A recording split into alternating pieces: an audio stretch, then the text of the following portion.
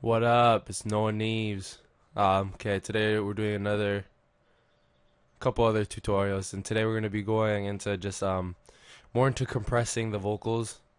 Thought that's a really important part that I want to try to go over a little more thoroughly than I did in the last video. So we're just going to jump right into that.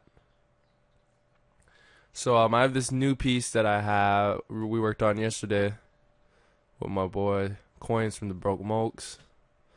But here's the verse that I had without anything done to it, so you can hear it and hear the differences. Yeah, it's 10 a.m. and I'm strolling in the Wynwood Mall, and I still say hi to the girls that I used to kick it with down in Sandy's and China Walls. And I see you now, and you fine as hell, brought up in the East Side, and I'm so proud of motherfucking say it. Okay, what a compressor does is you're actually squashing the dynamic range. If you know what the dynamic range is, the average difference between the loudest and the softest in a recording or some shit. I don't know. Basically what it is squashing it. It's going to be making it louder, and it's going to be sounding a lot more even. And yeah, you don't want to over compress it too much. There really is a line, like eventually if you compress it too much, you're just going to get a really flat performance. But I'll hopefully be able to help you right now. Okay, so we just threw on our first compressor on this vocal track. And then the first two important things you have to look at when working with compression, in my opinion, is right here, the ratio and the threshold. And what these two control is how much the compressor is actually working. So when you have the ratio would be how much the compressor is actually working. So like you crank this up, it's gonna be working a lot more. You take it down, it's gonna be a lot more subtle.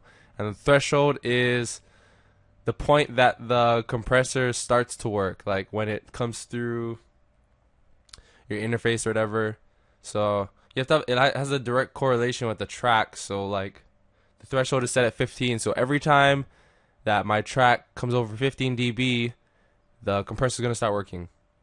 And this is a good thing to like kind of remember, and you should really read up and just kind of become really familiar with these two controls, because you can make or break your performance with if we're compressing. Like if it's compressed really good, it sounds good, and you can move on to the next steps. But if you fuck this up, you really are just gonna you can't really like build on it.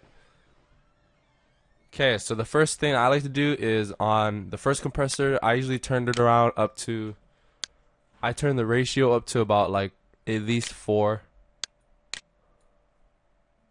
And then I'll bring the threshold down a little bit.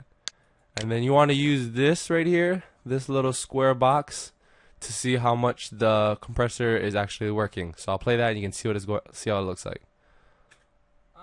Yeah. So this is the output, and this is what you, no, this is the input, and this is the output. And this is kind of like an indicator of how much it's working. So if you crank it up, you can see it cranks up all of that. But you can also hear the difference in the audio.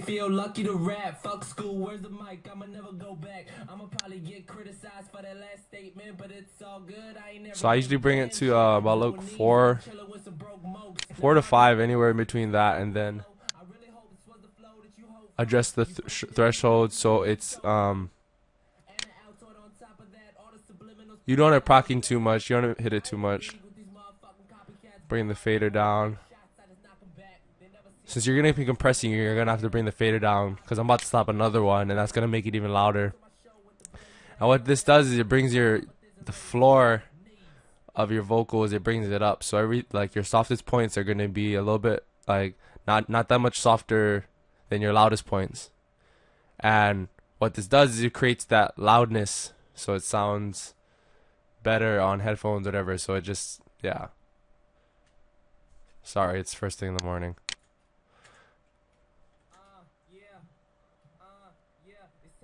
I really hope you guys are keeping up with this. Okay. So that's what I'll do for the first compression. I see you now, and you fine as hell, brought up in the east side, and I'm so proud to motherfucking say it.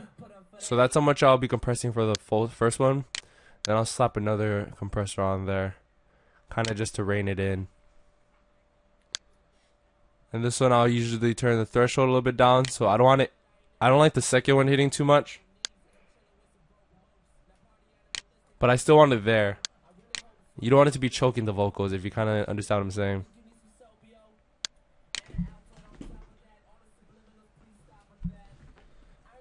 Okay.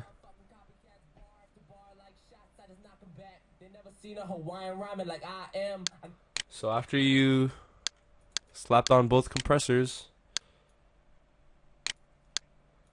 and adjusted them, you should be getting a lot more clear vocal track. So let's play it back one more time.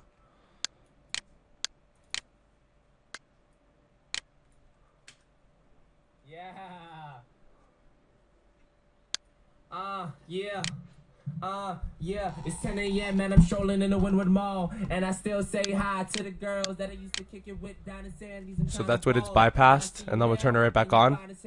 Brought up in the east side, and I'm so proud to motherfucking say it. Put up for the HI, so it's all good. The west side know me, so I'm never lonely, know that. And that made me feel lucky to rap. Fuck school, where's the So as you can see, I just bypassed it a couple times, and you can hear the difference.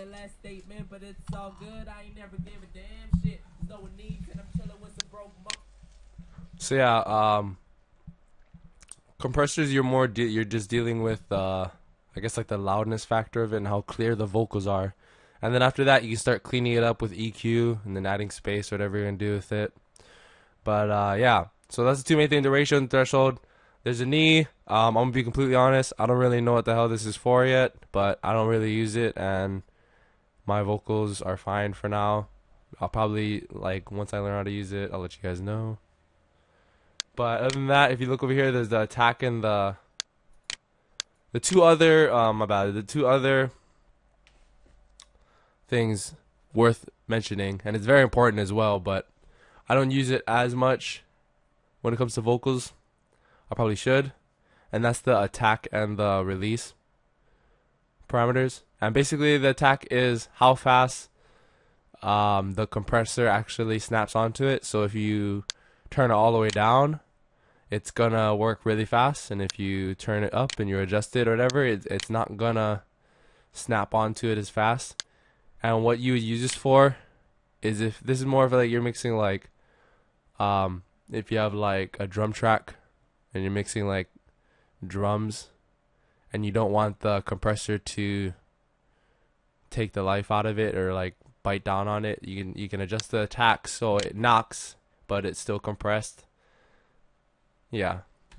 And then there's release, which is basically how long the compressor holds on before it lets go, if you can understand what I'm saying with that. And then I honestly don't really see, I don't do it in, I don't mix instruments too often. I only mix my vocals over instrumentals. So there hasn't been too much situations where I needed to like really worry about the release. But attack and release are two very important things. Don't get me wrong, these you should really take your time and play around with them. The best way to learn about compressors and to learn about all of this is seriously just to sit down at your computer and just fuck with the different parameters and just like crank them up, crank them down, see what everything sounds like. The more you become comfortable with how everything sounds, the more tuned your ears get. So like whenever you're working, you'll just know how you want something to sound, and you won't need to just play around and shit for a while, and it's a lot more smoother workflow. And last thing on this Persona Studio One compressor is like this input gain, and basically it's exactly what it says. You just crank it up if you want it to add a little like 1 or 2 dB. I personally wouldn't use this input knob too much. Anything more than 3B and you're probably gonna be able to tell. But if you like crank it up like 1, you just want to add like a little bit of fullness or a little bit more without like changing too much shit, that would be what you use it for. Okay, so that's pretty much it on vocals. Yeah, that's pretty much it on compressing vocals. I'm gonna be doing another couple videos in a minute.